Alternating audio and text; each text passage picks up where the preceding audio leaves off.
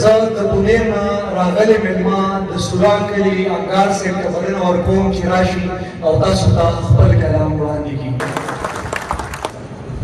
د ټول نه اول لومړی د ادبي ټولنې ډېر زیاته مننه کوم او خصوصي توګه د شاهد صاحب چې بلنه یې راکړه او په دې ښایسته پروګرام کې تاسو سره شریک کړو. دا به دوه شعرونه چې ته چې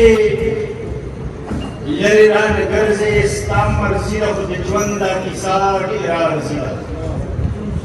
ته چې لرې رانه ګرځې ستا مرضي ده خو د ژوند دا کیسه ډېره عرضي ده او بانګ دې ووې په دې پوله به مونږ کو پښتونخوا د ټوله ځمکه یې مانځي ده.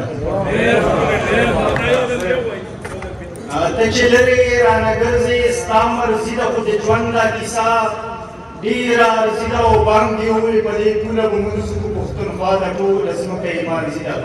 او دغه دوه شعرونه نور چې ژوندون ډېر خوب دی په شکرو سړی نه مړېږي دلته د مینې په سندرو سړی نه مړېږي. د پنجاب ښار کې مې پاخه انګور زړه ونه منل په پښتونخوا کې په انځرو سړی نه مړېږي.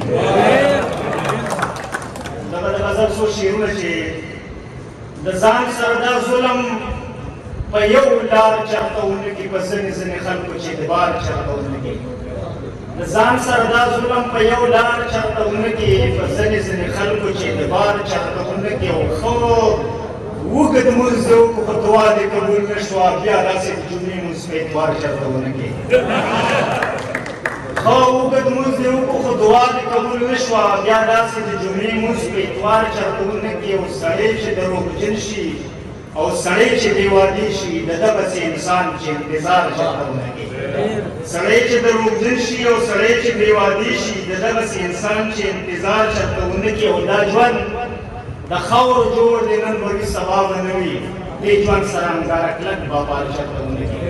او دغه د بل غزل یو څو شعرونه دي چې د هېچ چا نه اوري اوازونه سم کاڼه ولاړ دي داسې غمونه مې د ژوند په دروازه ولاړ دي.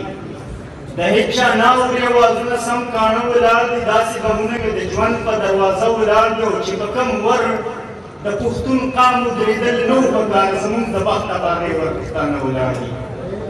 چې په کوم ور د پښتون قام ودرېدل نه وو پکار زمونږ د بخت باغې ور پښتانه ولاړ دي. او ته چې مندر ته ځې نو زه به جومات ته لاړ شم ناوخته کېږي ټول یاران مې په مانځه ولاړ دي. او انګاره هر چا د جوړونکو نیادونه نیغ کړل خو د نیادونو بنیادونه لا کاږه ولاړ دي.